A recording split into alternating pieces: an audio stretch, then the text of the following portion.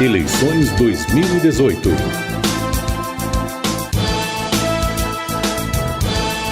Seja bem-vindo, eu sou a Lígia Gabriele e a partir de agora estamos em rede com as emissoras associadas da AERP, a Associação das Emissoras de Rádio Difusão do Paraná, e também ao CERT, o Sindicato das Empresas de Rádio e TV.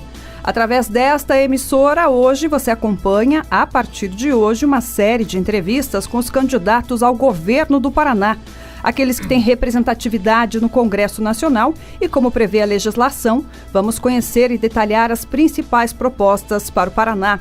Na entrevista de abertura, eu recebo o candidato ao governo pelo PT do Paraná, doutor Rosinha. Candidato, obrigada, então, por aceitar o nosso convite e estar aqui para falar com todo o Estado. Eu gosto muito de entrevistas. A Lígia, que me acompanha na vida pública desde o início, sabe que nunca me neguei a nenhuma conversa, nenhum debate sobre política, principalmente. Verdade. Vou falar um pouquinho do doutor Rosinha, rapidamente, do interior do estado, natural de Rolândia, médico, vereador em Curitiba, deputado estadual, deputado federal, e agora, na última eleição, o senhor não participou, candidato? Não, em 2014 eu não concorri, por decisão pessoal, e acabei coordenando a campanha da Dilma, né, da presidenta Dilma, aqui no nosso estado.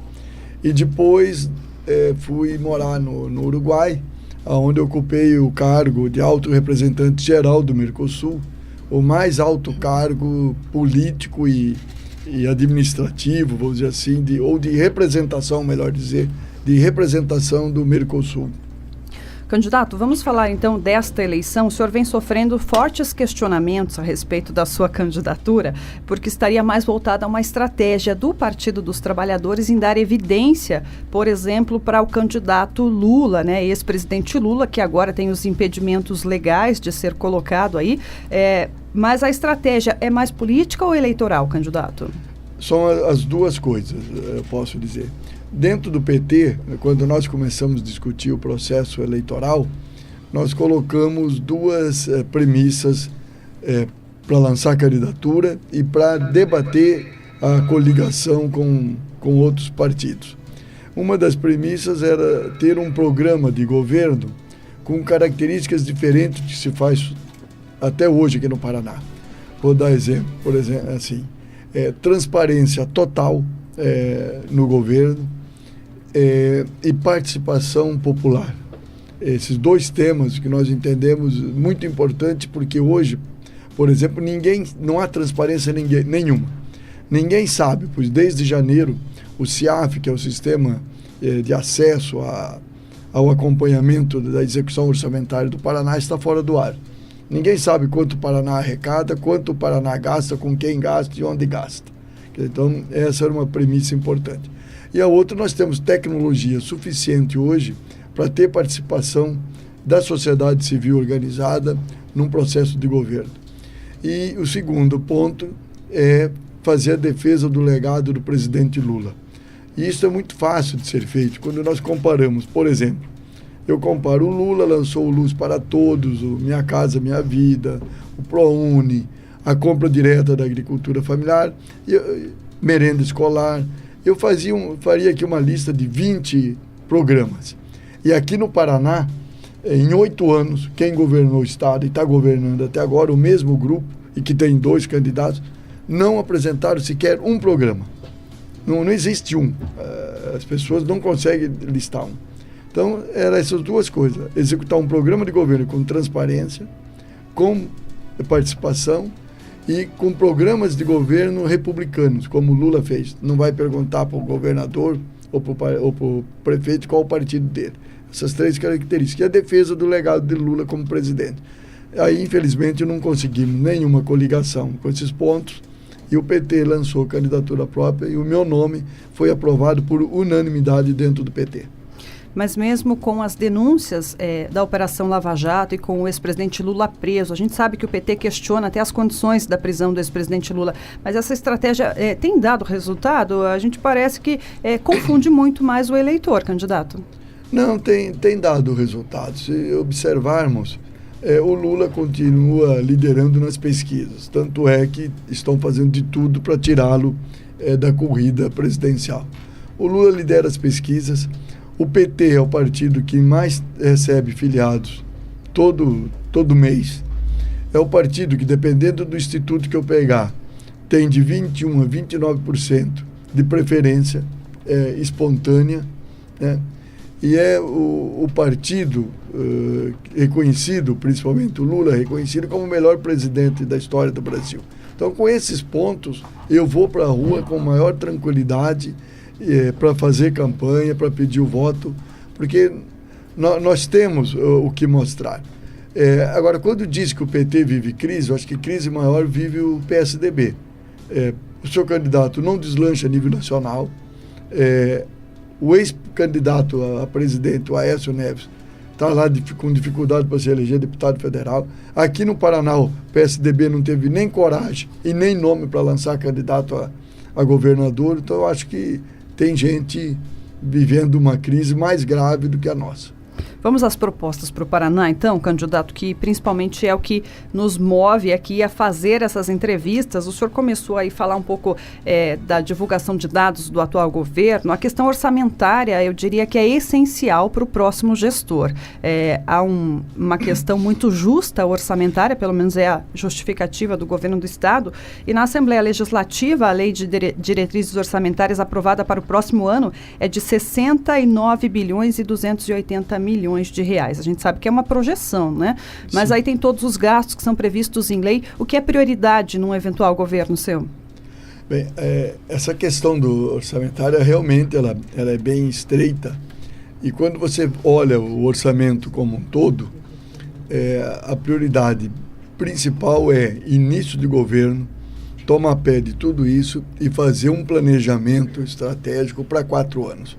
Eu, com esse orçamento, sabendo que boa parte disso vai para pagamento da dívida, principalmente da dívida do Banestado, quase a metade vai para custeio da máquina.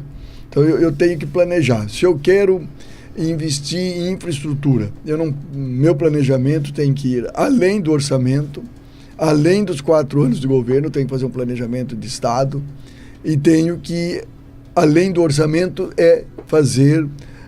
trabalhar com o setor privado. Eu não tenho como dizer, olha, eu vou fazer estrada, vou fazer ferrovia, aeroportos. Não. Se eu não trabalhar com concessão, eu não farei nada disso. Por isso que eu falo num planejamento, às vezes de 20, 30 anos, para investir na infraestrutura. Na questão de servidor público, que o atual governo não conseguiu enfrentar, nem a Cida, nem o Beto Richa, nem o Ratinho, que fazia parte do governo, eles não conseguiram enfrentar isso. Eu tenho dito que eu vou trabalhar o orçamento com eles da seguinte maneira. Primeiro, eu recomponho a database do servidor. E ao recompor a database, no mesmo instante, eu crio uma mesa permanente de negociação. De tal maneira que quando eu chegar na database, eu já tenho ideias do quanto eu posso, e eles também têm ideias, porque eu vou trabalhar com transparência, de quanto pode ser concedido de reajuste e de quanto nós podemos recompor ao longo dos 4 anos. E nisso entra a Paraná Previdência, que para devolver o dinheiro para a Paraná Previdência, porque mantido o atual modelo, vai falir o Estado e vai falir a Paraná Previdência. Na questão dos servidores, me permita, candidato, a Assembleia Legislativa aprovou um reajuste diferenciado para o Judiciário, Ministério Público, Tribunal de Contas, 2,76%, e para o próprio Legislativo. O governo propôs 1% para o Executivo, que abarca a maior parte dos servidores, professores, as categorias que a gente acompanha, mas o Estado alega hoje que gasta 46,23% da receita com pagamentos de salários e que o limite prudencial é 46,55%. Tem margem aí, se não aumentar esse orçamento? Esses 2,76% dá para atender. Para todas as categorias? A todas as categorias. O que eu disse é o seguinte, eu atendo esses 2,76%, ao recompor a database, abro um processo de negociação, mas não é um processo de negociação puro e simples sobre salário. Eu acho que nós temos que ir além da questão do salário. Nós temos que discutir a qualidade do serviço público, discutir carga horária, Quer dizer, nós temos que fazer uma recomposição total. Porque se eu não fizer isso, eu vou trabalhar com margem estreita e com o mesmo modelo que eles trabalharam hoje. E eu prefiro trabalhar com outro modelo distinto. Por exemplo, o serviço meio. Eu tenho que fazer vou usar um linguajar de médico, eu tenho que fazer um diagnóstico correto no serviço meio, do quanto que há de informatização, de quanto que temos de avanço nessa área tecnológica, de quantos servidores tem e o que eles executam. É possível executar o mesmo trabalho com esses mesmos servidores, porque tem duas maneiras de eu ganhar reajuste. Uma delas é a redução de carga horária e a outra é aumentando o salário. Então eu tenho que fazer recomposição completa do serviço público. Por isso que eu falo de uma mesa permanente de negociação. E a questão da Previdência, desde 2015, então, quando foi aprovada aquela medida no governo Beto Richa, são sacados 145 milhões de reais mensais do Fundo Previdenciário. E segundo estudos divulgados aqui por jornais da capital, o fundo que teria 29 anos de uso teve uma redução já para 20 anos, né? E é uma queixa constante dos servidores. Mas já tem também um déficit de recomposição. Além disso, o Estado não deposita os 11% previdenciário que é descontado dos inativos, por exemplo, e não recompõe o fundo. Agora há pouco eu iniciei um comentário sobre isso. Eu não tenho como chegar ali e dizer que em 4 anos eu vou recompor o fundo com todos os recursos que foram retirados. É impossível, eu estaria mentindo. E mantido esse modelo, a fonte, que é o Fundo de Previdência, a Paraná Previdência, vai secar e o orçamento vai acabar. Então, é um modelo que vai quebrar tanto o Fundo de Previdência como o próprio Estado. A recomposição do Fundo de Previdência terá que ser a longo prazo, novamente tenho que dizer isso, às vezes indo além do meu governo, além dos 4 anos de governo, para recompor. Dos candidatos hoje, receita mesmo, nenhum tem, porque você vai ter que sentar sobre os números efetivos que tem e trabalhar os cálculos autoriais. Desculpe. Novamente, até porque a população está vivendo mais do que vivia. Por isso que eu falo, quando eu vou recompor salário, eu vou recompor todo o modelo, inclusive de contratação, não é de contratação, modelo de trabalho. Eu tenho que trabalhar todos os segmentos: salário, qualidade de serviço, carga horária, avanço tecnológico e junto recompor a Previdência Social. Quando foi aprovado o projeto, eu era deputado estadual, lá atrás, que depois foi mudado. Aquele que foi aprovado lá atrás era um pouquinho melhor do que esse, mas ele também era insuficiente. Só que quando houve a mudança de 2015, piorou, arrebentou com o Fundo de Previdência. Bom, eu vou fazer um intervalo, candidato, para as emissoras associadas, intervalo de 3 minutinhos aqui na entrevista. Já já a gente volta. Temos perguntas dos nossos associados do interior do estado e vamos passar por elas a partir do próximo bloco. Já já a gente volta. Eleições 2018.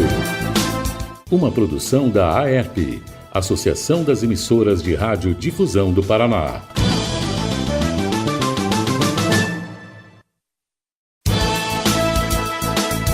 Eleições 2018. Estamos de volta. Esta semana você acompanha através desta emissora uma rodada de entrevistas com os candidatos que disputam o governo do Paraná. Hoje nós recebemos o Dr. Rosinha, que concorre pelo PT do Paraná, e vou fazer uma rodada de perguntas com jornalistas das emissoras associadas à Rede AERP. Vamos então saber qual é o primeiro questionamento que vem, por favor? Eu sou o Ricardo Silveira, da Verde Vaga FM, aqui de União da Vitória. A respeito de empregos, qual a sua proposta aqui para a região? Oi, a questão o Paraná é um território até aqui na frente, aqui na minha frente, aqui onde estou sentado aqui no estúdio, há um mapa do estado do Paraná dividido por regiões. É ótimo esse mapa. Não há como eu discutir a geração de empregos se eu não regionalizar o nosso estado. Quando eu olho para a União da Vitória, é uma realidade. Se eu olhar para o Norte Pioneiro, é outra. Nós temos que identificar. A União da Vitória, por exemplo, já foi rica na produção de móveis, janelas, portas, essas coisas. E nós temos que identificar região por região e estimular a principal produção dela. Eu tenho dito que eu não vou ficar naquele esforço enorme de ex-governadores que prometia o mundo e prometia tudo para trazer uma grande empresa que depois ela vai embora e abandona tudo após terminar as concessões. Eu vou trabalhar com a média e a pequena empresa, que ela tem muitas vezes dificuldades de ter o aval. O governo do estado dá o aval para que ela busque empréstimo para sua expansão. E a outra questão, o Paraná é o único estado do Brasil que tem cabo de fibra ótica nos 399 municípios. Mas a última milha não funciona, não é colocada a última milha, porque a Copel Telecom prefere dividir os dividendos em lucros, os lucros em dividendos, do que fazer investimento. Ao fazer investimentos em todos os municípios, poderemos fazer a atração de empresas, por exemplo, de prestação de serviços, que hoje tem empresas que pedem mais a internet do que o próprio território, o próprio terreno. Então nós vamos trabalhar com esses pontos. Incentivo com aval para média e pequena empresa, de acordo com a região, e internet com prestação de serviços em todas as regiões. Segundo o IBGE, candidato, o Paraná fechou 2017 com 8,5% de desempregados. Houve uma recomposição agora no segundo semestre de 2018, foram gerados 30 mil empregos, mas fechados 5 mil postos de trabalho. Tem um grande déficit aí na mão de obra. E o senhor falou aí dessa atração de investimentos. A iniciativa privada, qual é o espaço que o senhor vai dar? Como é que o senhor vai atrair ela para ajudar nessa geração de empregos? Eu acho que eu acabei de dizer, né, que uma delas é uma pequena e uma média empresa. Muitas vezes ela não tem condições, ela necessita fazer expansão, ela pode se expandir, mas não tem quem dá o aval a ela. Por exemplo, há regiões, falando do Sudoeste, que ela é rica na agricultura familiar. Incentivando o cooperativismo dos pequenos e agregando valores ao quilo que é produzido, passa a gerar empregos. O emprego maior, quem pode gerar é a União. Não tem como. Se o Brasil voltar a crescer, voltar a desenvolver, aí sim, ele se soma às iniciativas do Estado. Agora, um Estado tem pouca capacidade. E a capacidade é essa que eu estou dizendo, é muito pouco. A outra é na concessão de obras públicas, que daí você gera emprego na construção civil, na construção pesada, no caso de estradas. E o Paraná está muito pobre em estradas. Eu não viajo o Paraná de avião ou de helicóptero, eu viajo de carro. E eu sei como é que estão as estradas. Então eu tenho que fazer um processo de recuperação de estradas, fazendo concessão ao setor privado, e aí com o investimento deles a geração de empregos. Já que o senhor falou em estradas, vamos conferir mais uma pergunta do Luiz Donizete. Luiz Donizete, Jornal 100 da Rádio Musical FM de Campo Mourão. Em sendo eleito, que discurso será adotado pelo seu governo na questão da concessão de exploração dos pedágios nas rodovias? Eu não sou de fazer discurso, quem me conhece sabe disso. Eu estou fazendo campanha eleitoral em cima de um programa. E o meu programa, todo mundo já sabe disso, não é só o meu, todos vão fazer para colocar fim ao pedágio, até porque vence a concessão. Aí tem que fazer um debate com o governo federal, se ele deseja manter as rodovias federais em concessão e administração do estado do Paraná. Eu defenderei que sim, porque aí é possível trabalhar com uma rede de integração mais capaz sobre a gestão. Eu criarei uma empresa estatal para fazer a gestão e administração das rodovias pedagiadas, ampliarei as rodovias pedagiadas. Essa empresa responsável fará licitação para contratação de empresas com pedágio bem abaixo do valor de hoje. Eu dou exemplo aqueles criados pela presidenta Dilma, que chega a ser 1/4 ou 1/3 dos atuais pedágios. E vou trabalhar com uma característica que, ao entrar no sistema, não se paga o pedágio. Dou um exemplo, Campo Mourão, Maringá, tem um posto de pedágio. Se eu sair de Campo Mourão para ir para Maringá, eu não pagarei esse primeiro posto, essa entrada, eu vou pagar na sequência, a partir do segundo. E se estiver voltando de Maringá para Campo Mourão, também está entrando no sistema no sentido contrário. O que significa isso? Significa que quem é vizinho ou território próximo não será impedido o seu desenvolvimento em função do pedágio, podendo ir para a escola, ir para o trabalho, ir passear, ir para vender para comércio. E isso é possível. Quando foi criado o pedágio, eu apresentei um projeto de lei com essa possibilidade. Nunca foi votado aqui na Assembleia Legislativa. E há exemplos disso na União Europeia. Temos rodovias estaduais também que merecem muita atenção. O senhor falou que está fazendo campanha de carro, então o senhor já deve ter visto na região noroeste, na região sudoeste, estradas com bastante dificuldades. A PR-323 é uma das mais necessárias, eu imagino, ali para a região. Ou todas são necessárias, mas essa é uma das mais solicitadas em obras, candidato. É que eu tenho dito, sim. Eu vou trabalhar com a concessão, porque nós já falamos sobre o orçamento. Se eu disser que o Estado vai assumir e recuperar, eu vou estar mentindo. Então, trabalharemos com concessão. A concessão eu posso fazer com 2 modelos, e por tempo que achar tecnicamente e politicamente viável, 20, 30, 40 anos.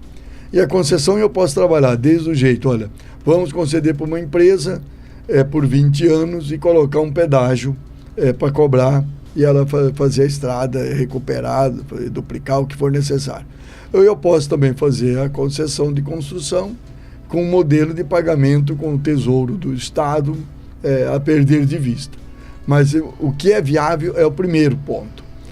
Que você faz a concessão, por exemplo, por 30 anos, a rodovia pedagiada, ao concluir os 30 anos, o Estado é o proprietário desta rodovia, que isso é o que eu prefiro.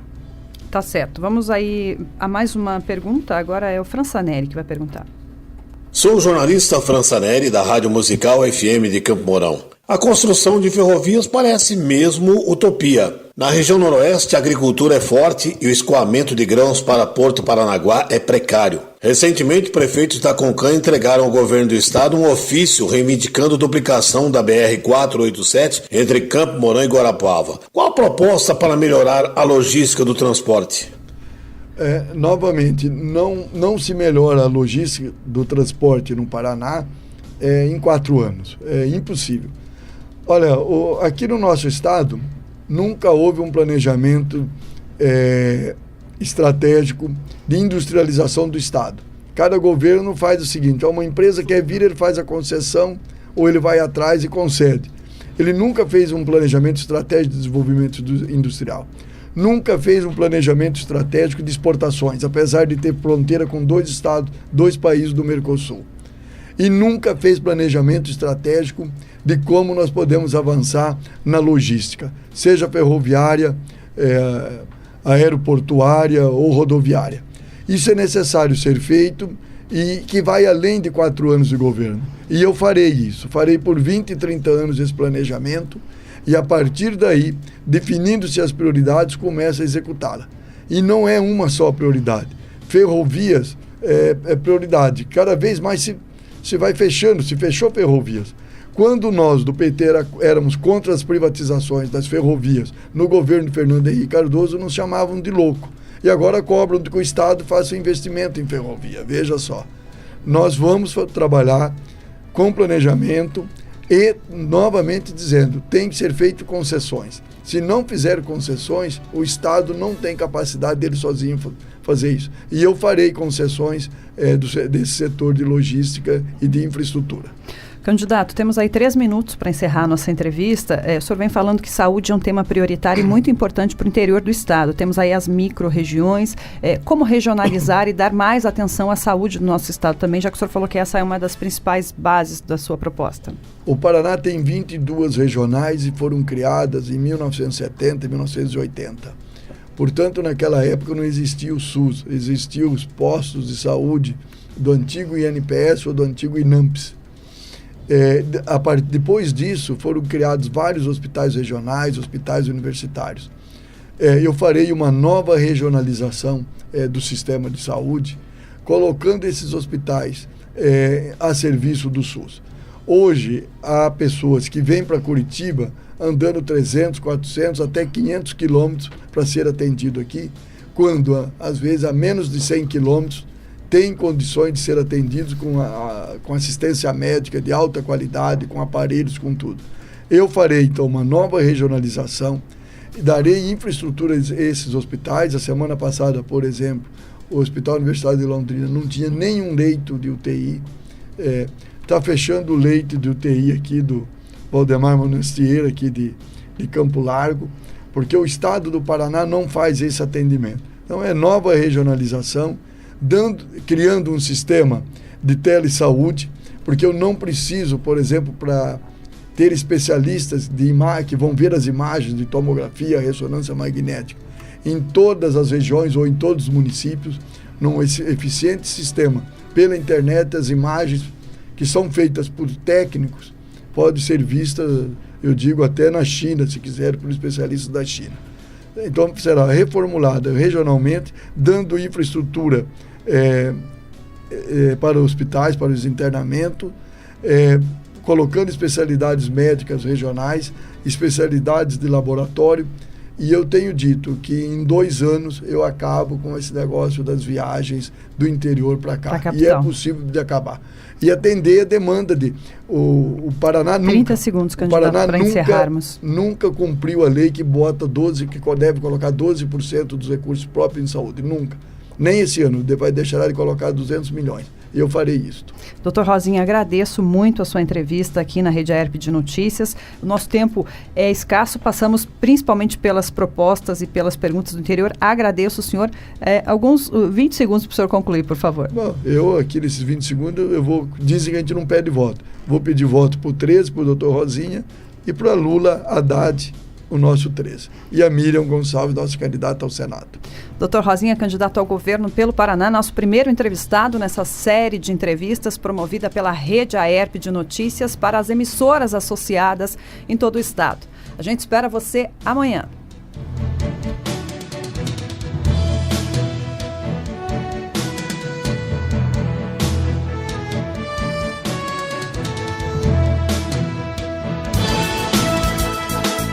Eleições 2018.